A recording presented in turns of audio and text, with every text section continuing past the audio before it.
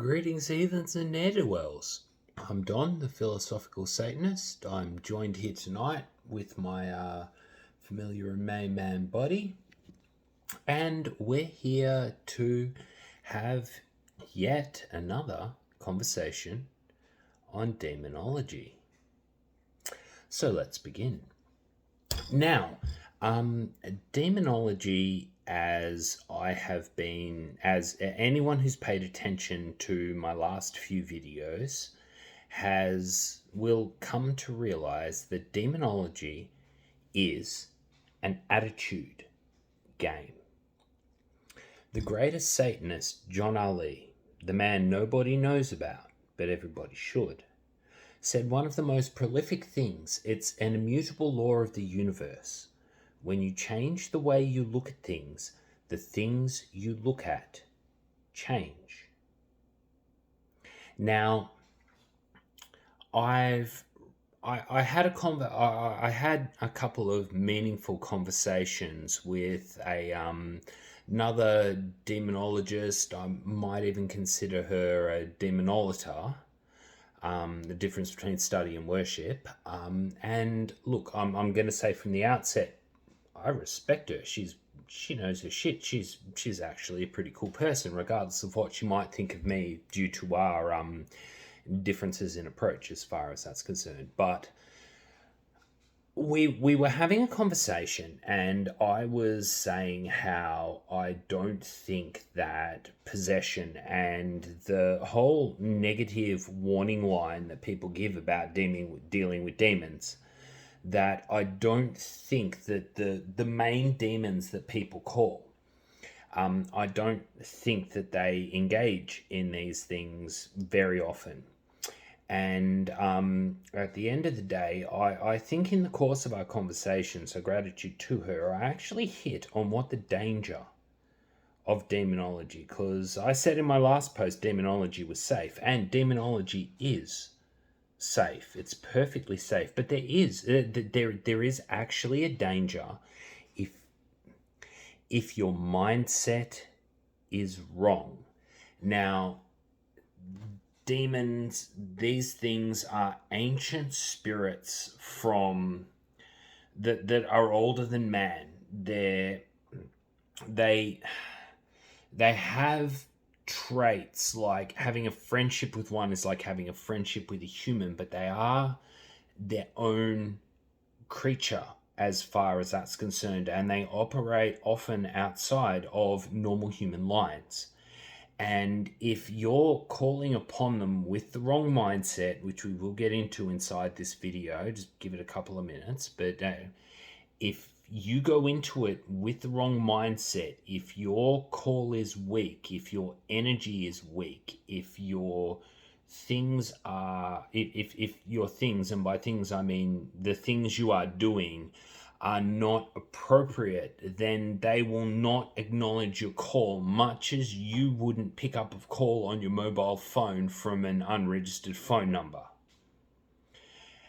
Now, the problem is that call may be picked up by something that's not so crash hot. That's one of the negatives floating out there. And I think this is the danger of demonology. If you're not doing it properly, if you haven't learned how to do it right, if your confidence is not in the right place, if your head is not in the right spot, then this is where you could hook into something that's not what you're aiming for, but says that it is, and then fucks with you. Right? This is why I advocate you either study for a long time, you know about ritual, you know about magic, maybe from an outside practice, maybe from dealing with other spirits in other directions and all of that sort of thing, but you actually... Shut up. The biggest problem with owning multiple cats, that's not a witch thing, is that they can be very annoying. Anyway, the biggest problem with that is if you don't do it right. So you're best off you're studying, if you already know about how to how to do a ritual, how to do a calling, a blessing, if you're established inside of your practice, then you know the right and the wrong ways. In fact, what I'm saying to you will give you everything you need to know. But if you're new, if you're wondering, if you're just beginning and you don't even know what you're looking at, then my advice is to seek out private instruction. Now, I provide private instruction. I've made it no secret, right?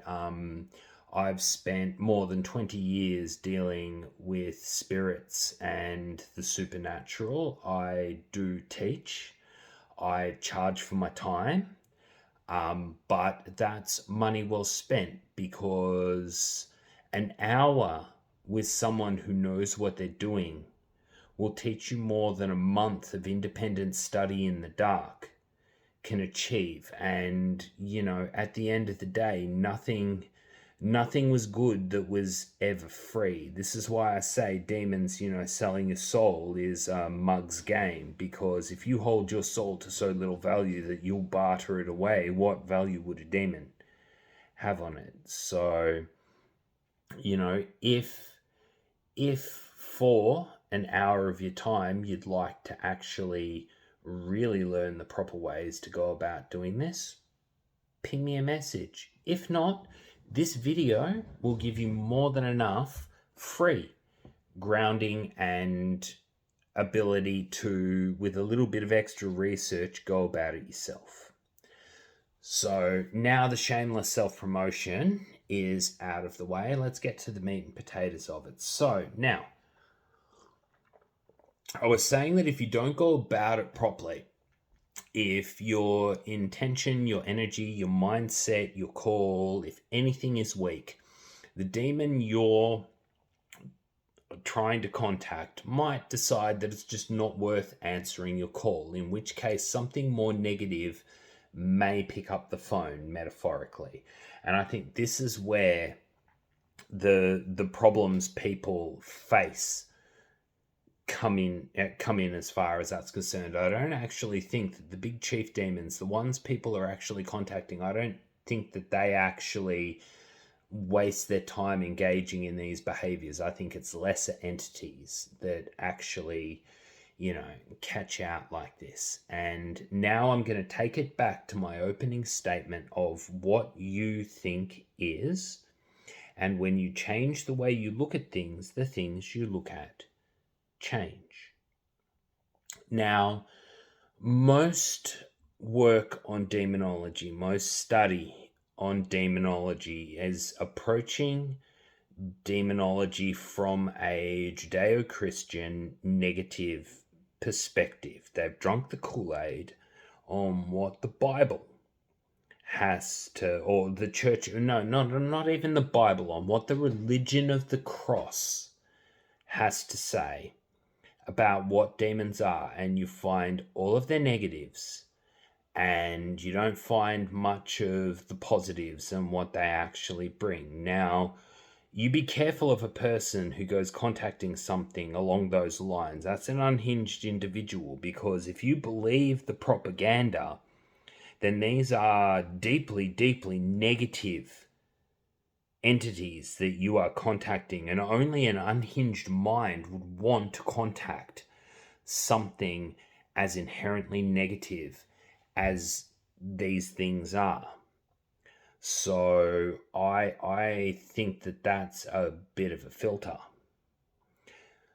But yeah, once again, that could be just me, but I prefer to take my research a step further and actually really look at the truth behind the myth.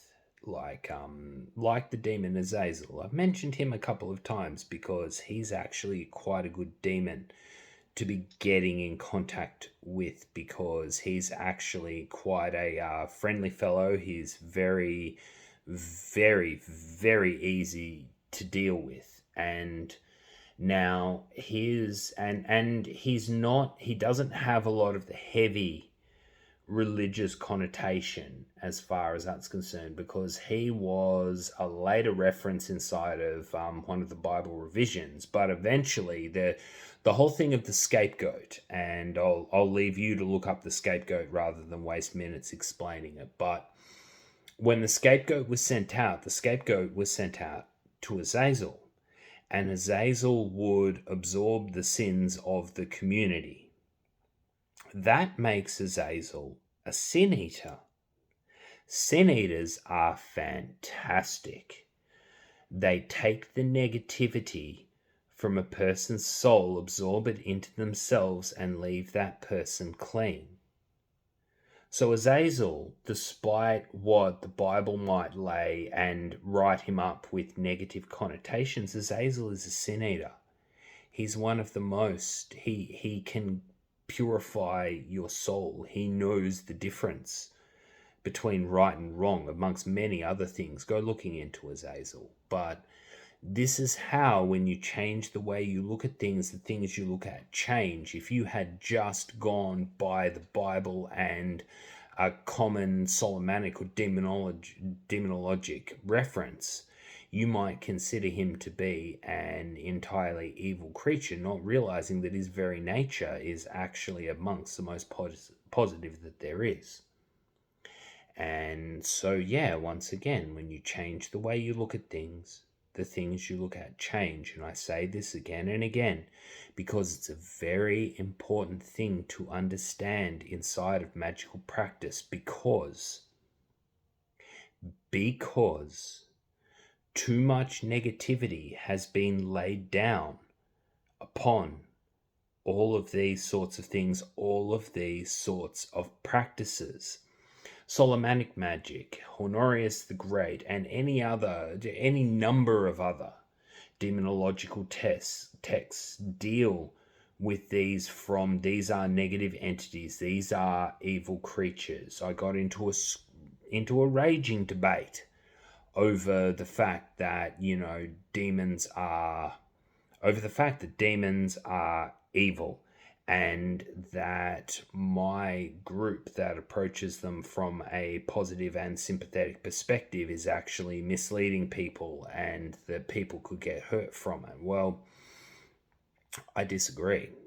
I think that the perpetuation of the myth that demons are negative is actually the more dangerous thing, because then that gets into people's heads.